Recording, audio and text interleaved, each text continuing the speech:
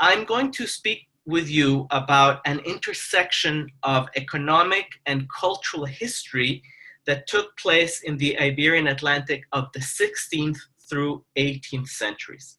Specifically, what I want to do is to sketch a case study. It's a case study in the complexity of a relationship between, number one, the historical fact of belonging to a broad early modern Atlantic community, occupational, especially commercial activities, and third, the identity building choices or identity construction choices that the other two factors generated, okay? Let me start by outlining some facts concerning the specific case that I'm going to focus on this morning. Historical writing on the early modern Spanish and Portuguese empires has often underscored the emergence from the 1500s to the middle 1600s of a special cohort of quote unquote Portuguese merchants. And I'm going to explain the scare quotes in a moment. This group came to be known both colloquially and officially as a nação portuguesa. In Portuguese, this means the Portuguese trading nation, okay? Now today, we use the word nation to mean something like an ethnic community or another kind of socioeconomic group, sociopolitical group that either hopes to govern or actually governs a particular territory. But in the early modern centuries, a nation, quote unquote, might also be a group of people of particular cultural and territorial extraction who resided within the political jurisdiction of a different, usually larger and dominant culture. So often the nations that were embedded in larger early modern polities fulfilled special functions for the dominant majorities. For example, they undertook commerce, they practiced medicine, they did financial services, they engaged in government administration, diplomacy, intelligence gathering, specialist military ventures, artisanships, manufacturing of some kind, and the like, okay? Now, typically historians present the Portuguese nação, or nation, as a consortium of people who for the most part shared the same Iberian birthplaces and participated in the same concentric circles of commercial and related activities. So the nação, in this case, was called Portuguese in large measure because most of these circles, concentric circles that I'm talking about, were connected either directly or indirectly to the Kingdom of Portugal and to the economy and society of the vast transatlantic empires of Spain and Portugal. One author has estimated that the so-called Portuguese trading nation of the Atlantic numbered some 20,000 individuals around 1650. About half of this number were individuals known as quote-unquote new Christians. The so-called new Christians, or Judeo-conversos in Portuguese, were not actually new Christians. They were not converts to Christianity. The designations Judeo-converso and new Christian were both slurs. Rather, what these people were Christian descendants of Jews who converted to Christianity, mostly under duress, from about 1391 to 1498 in the Iberian kingdoms of Castile, Aragon, Portugal, and Navarre. So to call these descendants of Jews new Christians was essentially to say, or to claim that they were not normal Christians, but rather sham Christians. At the very least, to use designations like new Christians, conversos, Judeo-conversos, etc., was to claim that the new Christians were somehow indelibly defined by their Jewish ancestry and somehow ethnically distinct, despite the fact that they were all validly baptized, and therefore that most, if not all of the new Christians were really unworthy of being fully accepted, fully integrated with the transoceanic Iberian communities of faith, namely the Spanish and Portuguese empires. Okay, so they're the new Christians, right? But they don't tell us the whole story of the Nassau. In fact, there were three additional types of people who were also part of the nation. And they formed something like if the new Christians formed the core, then these other three types formed circles around the nation, the outer circles of the nation. First, there were people of new Christian origin, sometimes Portuguese, sometimes Spanish, who for various reasons consciously chose to acquire a Jewish social identity and an affiliation with Jews in the Jewish communities of the diaspora. These were the so-called Judeos Novos, or Judíos Nuevos, the new Jews. And they lived in what their leaders called the quote-unquote lands of freedom, places like Amsterdam, Bayonne, Rouen, Hamburg, London, New Amsterdam, which became New York, Jamaica, Dutch Brazil, and other places in the Atlantic. Then there were Sephardi Jews, Sfaradim or Sfaradim in Hebrew. That is, Jews of Iberian ancestry and Iberian Jewish culture who had never been Christians. They lived in countries where Judaism was formally or informally tolerated, including the places I've already mentioned, but also in places like Jerusalem, Hebron, Aleppo, Cairo, Safed, Istanbul, Salonika, Venice, Rome, etc. So the Sfardim had a significant range of social and economic relations with the other two types, with the new Christians and the new Jews. But for obvious reasons, they were different from the new Christians and the new Jews in that for them, social, religious, cultural identity was unambiguous and seldom, if ever, at issue. Okay? Yet another type of members of the Nassau consisted of Portuguese and Spanish so-called old Christians, that is, men and women who were Iberians, but who were reputedly of non-Jewish and non-Muslim ancestry. These were people who usually attached themselves to the Nassau and to its trading networks by way of marriage into the merchants, into the Portuguese converso merchants, or through membership in the trading houses, the commercial houses of the nation, or both, right? Sometimes marrying into a family meant being part of the commercial house of that family. It's interesting, but some of these old Christians sometimes joined openly Jewish communities of the nation as official members. And as far as I can tell, they did this without even so much as undergoing a formal religious adoption or conversion by the Jewish community. Essentially, these old Christians just went to synagogue and somehow learned to behave publicly as Jews in good standing, and they were, for the most part, accepted. Okay. By the mid-1600s, the four types of members of the Portuguese trading nation that I have just itemized formed a vast kinship-based network of trading houses, casas, in various port cities and other commercial hubs in Europe, in the Americas, and beyond. The commercial endeavors of the network were led by new Christian patrões, or bosses. These bosses provided for the welfare of the members of the nation by establishing and supervising not only the commercial activities, but also lodging establishments, arbitration bodies, churches, and chapels of the nation. These institutions and facilities were often dedicated explicitly to Saint Anthony of Padua, who is the patron saint of Portugal. The Nassau was an important, in important ways, was one of a kind, though, because, there were other trading nations like the Genoese, the Basque, and elsewhere the Armenians. But the new Christians and the new Jews and the Sephardi Jews and the old Christians who formed part of the Nassau were unique. Yes, the commercial bonds of these people were typical of an Atlantic community and the Atlantic economy in some ways, yet the religious and ethnic culture of the Nassau was uniquely vague, it was very loose, and it was extremely malleable. And here's where we get to the complex identity, the complex question of identity, okay?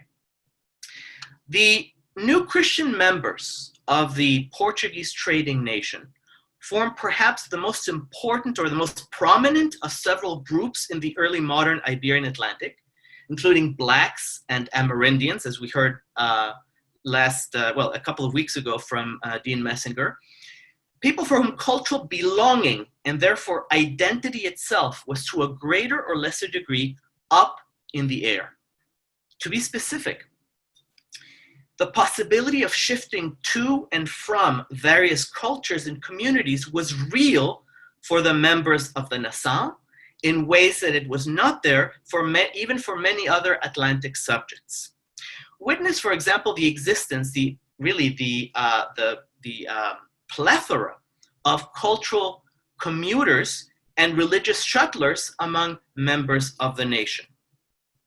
I'm referring to people who could literally change garments, in other words, wear different clothes, and be, for example, Jews while doing business in the ghetto of Venice 1 month, and then the following month become Christians, literally, again, change clothes, become Christians while collecting debts and selling merchandise in Seville. 6 months later, they might find themselves in New Spain, in what is now Mexico, doing business again, and then go to the Dutch-held areas of Brazil in order to try to get married to one or another of the newly Judaicized members of the Judeo-Portuguese nation. Now, there are hundreds of cases like this. I've studied them in my work, so have people like Brian Pullen, Joseph Kaplan, Miriam Bodian. There's excellent stuff out there that's not mine on this phenomenon. The bottom line, though, is that for the Nassau, the Atlantic as a whole was a platform or a theater for the repeated identity formation and reformation. Okay, let me draw your attention to illustrate this to the seal that you see on the right hand side of the screen. This is the printing seal or emblem of Menashe ben Israel. Menashe ben Israel was born as Manuel Soeiro and I'm pointing to his portrait here by Rembrandt. Where's my cursor? There it is, okay. This is the portrait by Rembrandt of Manuel Soeiro, who was born in the Portuguese island of Madeira.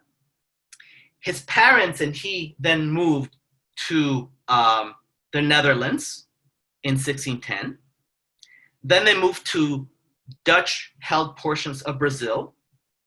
Then Manuel Soeiro came back to Amsterdam in 1644. At any rate, this is a fellow who had a publishing house, and notice what he chose to depict in his seal. This fellow here with the scepter or the stake is what's called a Romeiro, a pilgrim, right? And the caption says, como un Romeiro apercebido, right? So like a perceived pilgrim. This is somebody who's traveling, who's neither here nor there, or who can get from here to there and back. He's culturally unmoored, right? And even though Manuel Soeiro Judaicized himself and became known as Menashe ben Israel, he still felt that he was, in a sense, of the same character as a cultural pilgrim, as a cultural border crosser.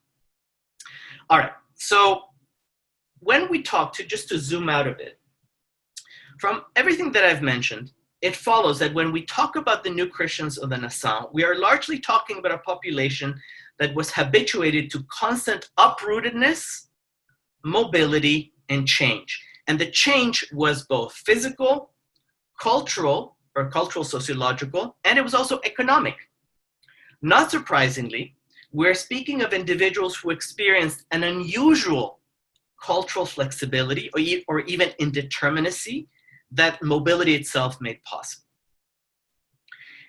As a physically mobile cohort, the merchants of the nation often evaded or were able to partly evade the sort of scrutiny that various early modern authorities and institutions were anxious to impose.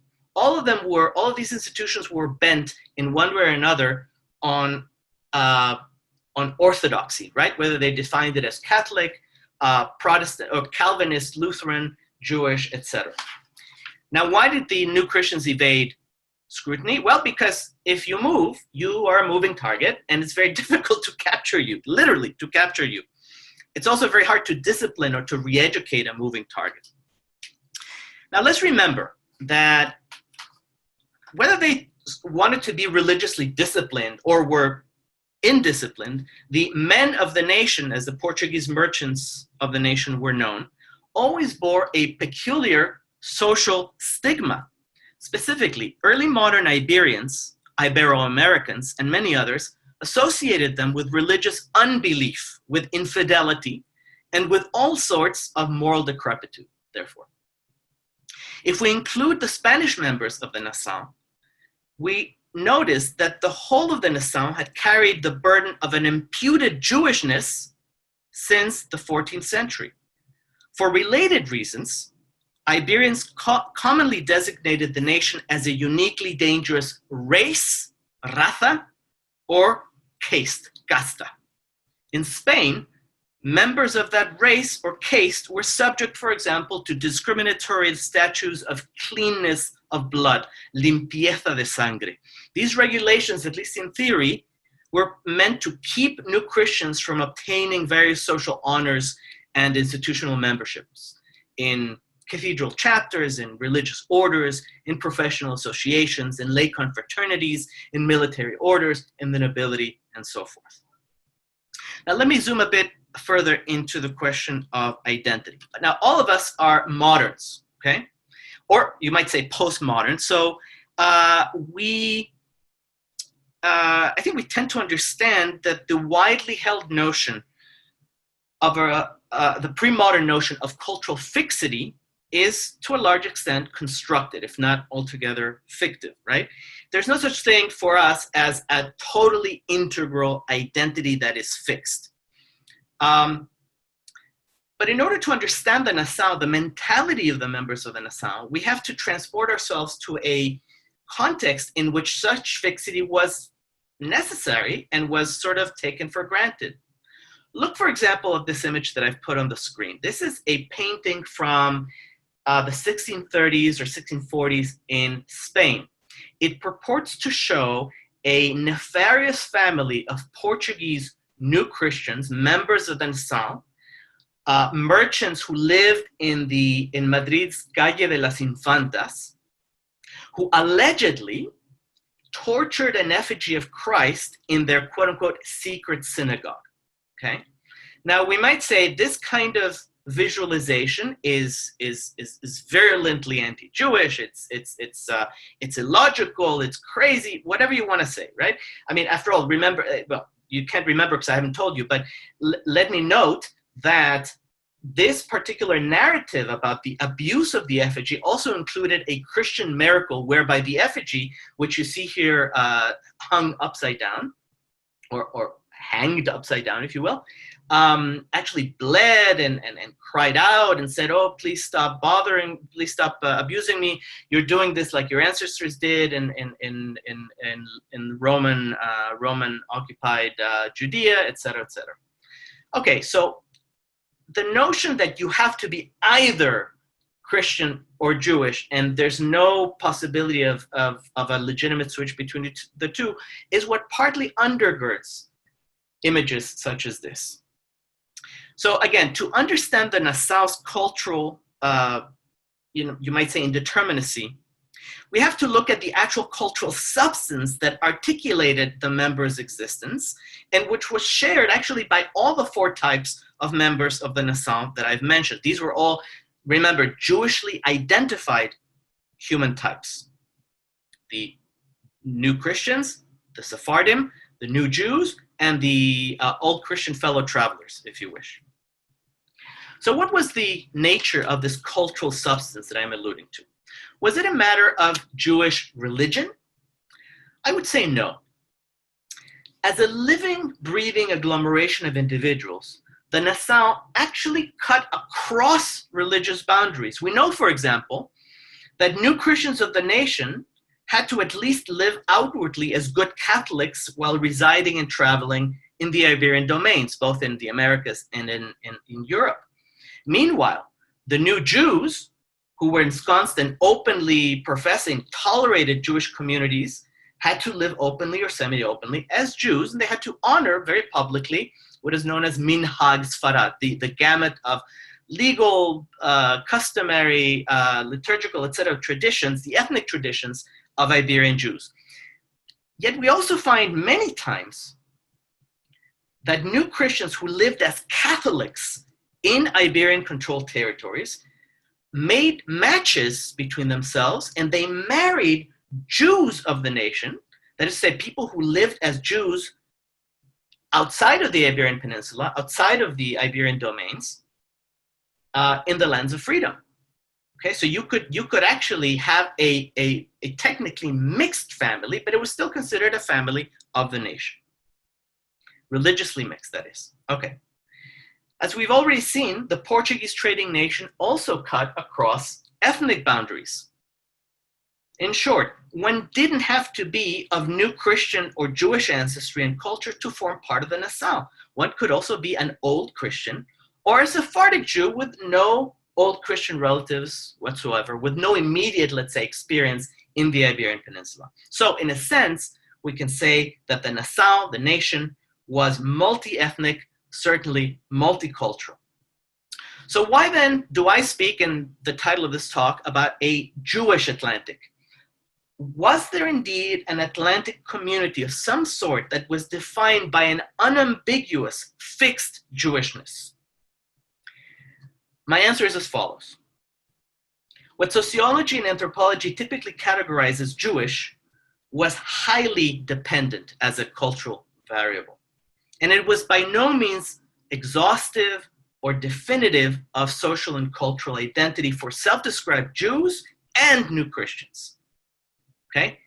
That said, I don't think that shifting from Judaism to Catholicism and back was like, switching carnival masks either. Okay? It wasn't that superficial. I think that attaching oneself to a particular community of faith or a particular community of fate, in the case of the Jewish communities, provided members of the Portuguese trading Nação with two important assets. Number one, it provided them with an enthralling poetic language of self-expression, a way of making sense and even to overcome the reality of being culturally unsettled. Number two, cultural attachment afforded the nationals a series of routines, behaviors for expressing their place in the universe and in relation to the transcendent, in relation to God, but just as importantly, in relation to their actual or potential communities that constituted their home. Let me give you an example of how this worked, okay? Because I don't want to dwell in abstractions too much. All right. The community of new Jews of 17th century Amsterdam had a self-styled poet laureate by the name of Miguel Levi de Barrios. Among Jews, he was known as Daniel Levi de Barrios. He was a cultural commuter par excellence. He was born in Spain, lived there as a Catholic, also lived in Portugal as a Catholic. Then he lives as a Catholic Christian in Algeria, and then so too in Nice, in France.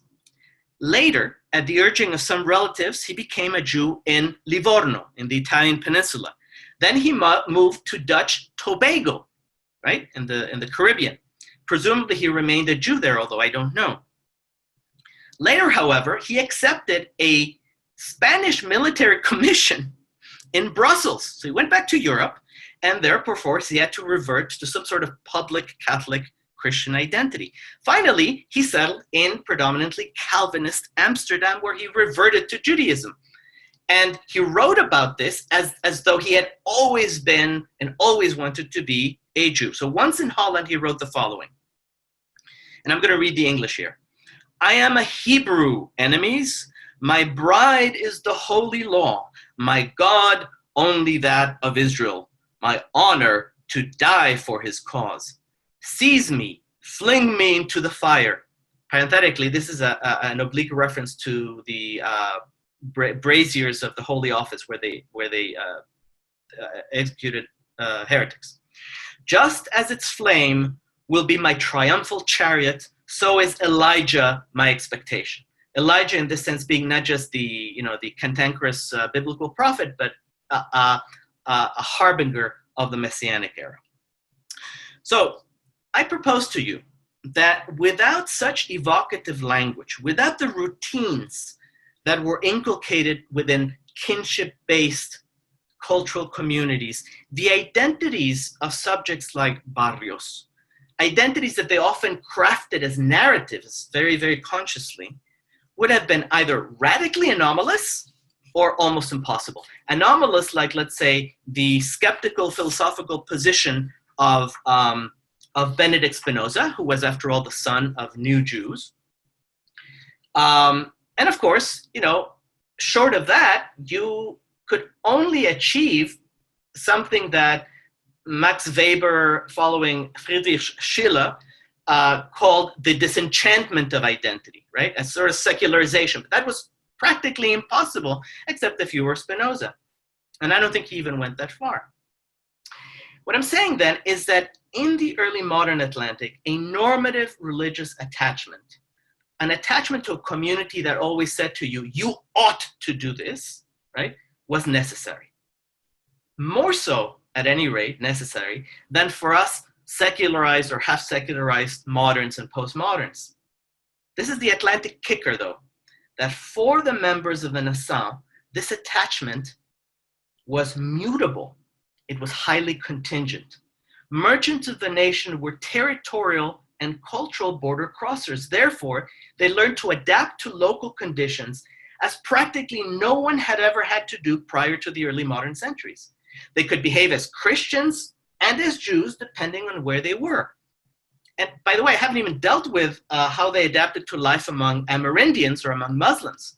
Let me actually take a step back, even though this will probably put me over time. But I showed you earlier the emblem of the printing house of Menashe ben Israel, right? And I show you his portrait by Rembrandt. Menashe ben Israel became convinced that the Andean and Amazonian natives were the descendants of the 10 lost tribes of Israel. And because of this, he thought that the Messianic era was at hand. In order to bring it forward, to bring its fruition forward, he wrote in a mercantilist vein to the Puritans in England so that the English under Cromwell would readmit Jews to England, and therefore complete the total dispersion of the Jews throughout the world. Something that Menashe ben Israel thought would tripwire the universe into the Messianic era.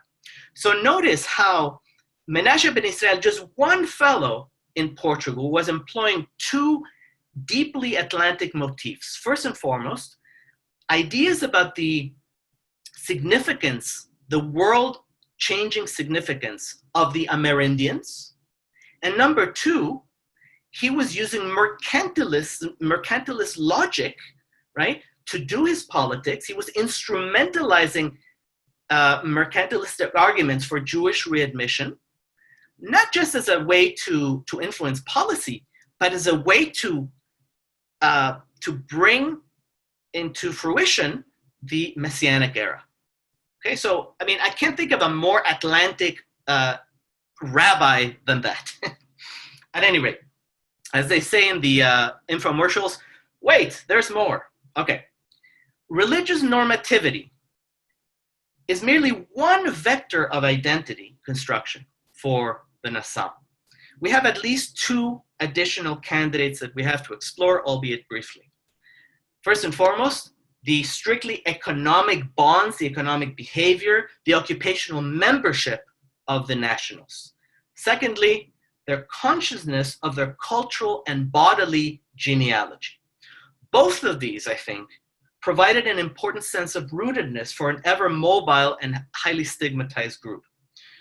Why? Because to be a merchant was at base to be part of a familial support system. It meant to have a job. It meant to head a household or even a merchant house if one was successful. Needless to say, being a merchant, especially a long distance merchant, carried perils, right? There were logistical dangers, there were physical dangers. In addition, there was a cultural peril, right? If you handled money, if you sold goods rather than producing them, you had usually a bad name in Iberian Catholic societies.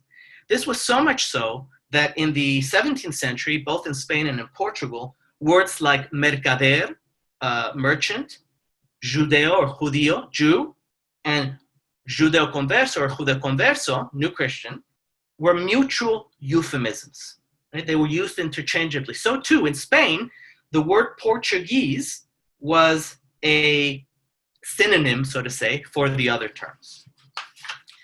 All right, perhaps the only way available to the people who were tarred with these words, with these slurs, to rescue their sense of self, their sense of legitimate belonging within a larger culture that was trapped in an honor-shame dynamic, was to make recourse to genealogy. And I give you, to end with, the example of one family that's used genealogy to create a version or an image of its own honor. Here it goes.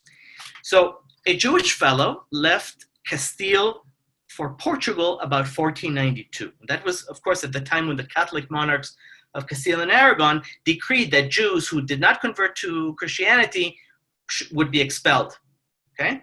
So the man goes to Portugal. 5 years later, though, the king of Portugal organizes the forced conversion of all the Jews in his kingdom.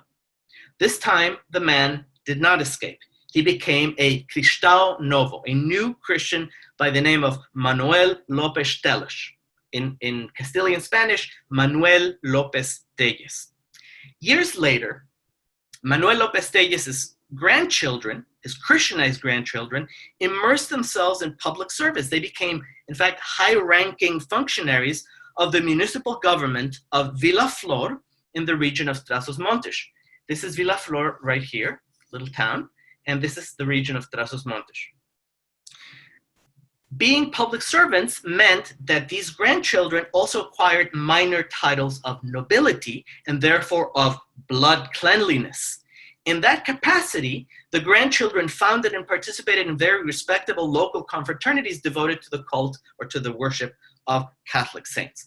Now, by the 1600s, the family's story of low-level ennoblement and social ascent was relatively straightforward. However, it's interesting that these self-same respectable Christians all married into well-known clans of Portuguese Judeo-conversos, new Christians. So there was Christianization, there was a kind of ennoblement, but the morally suspect tribal kinship of the family was never fully interrupted or effaced. Now, I recall this particular story because one of the family's great-grandchildren was a famous man by the name of Fernando Montesinos. He died in 1659, and he actually had moved back to Spain, to Castile, and through hard work and good luck, he became a leading financier to this chap right here, Philip IV of Habsburg in Madrid. Montesinos, of course, because he was very prominent, had his enemies, his rivals in the royal court, so they denounced him as a Judaizer, as a sort of as a Christian Jewish-like heretic to the Holy Office of the Inquisition. He was arrested. Under inquisitorial investigation, he identified himself as a new Christian, in other words, as a person of Jewish ancestry.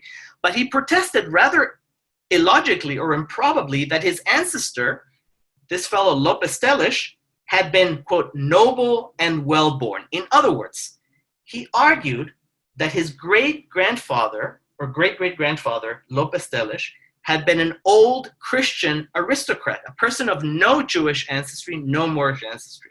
And to, quote-unquote, prove his claim, Montesinos noted precisely the high public posts that the members of his immediate family held in the city of Villaflor. Okay? So these were the kinds of strategies that the new Christians used to half camouflage, half reveal their lineage in order to maintain a certain dignity, a certain personal safety, a certain political viability. At the opposite side of the spectrum, though, there were new Jews or new Christians who found themselves under the same predicament as Montesinos, the financier, but they didn't have the means to manufacture a back history of Christian honor. So they did the opposite. These subjects emphasized the honor of their Jewish lineage. They did this by stating not only that they were new Christians, but that they were, quote, of the Hebrew nation. There was something kind of tragic and quaint about this strategy, not only because the phrase Hebrew nation had a kind of biblical ring to it, and still does, but it's also quaint because playing the Jewish card had been part and parcel of new Christian apologetics since the 15th century. To summarize, new Christian apologists complained, they argued basically this: how could you old Christians persecute us, the new Christians, when we, after all, are of the same lineage as Jesus, the Savior, as the apostles, as Mary, as Joseph, as the patriarchs and matriarchs of the Hebrew Bible? Later still in the 1600s, there was a sort of cottage industry of new Jewish religious counter-polemicists in Amsterdam and elsewhere who enshrined themselves and their fellows as Hebrews of the Spanish and Portuguese nation. So this was also a defensive strategy. It was a way of weaponizing genealogy, okay? I've gone too long, so let me conclude by saying the following. If you were shuttling between cultures, in search of business, in search of some kind of social fulfillment, you needed to belong somewhere and to make sense of your belonging through some sort of old-fashioned tribal and religious attachment.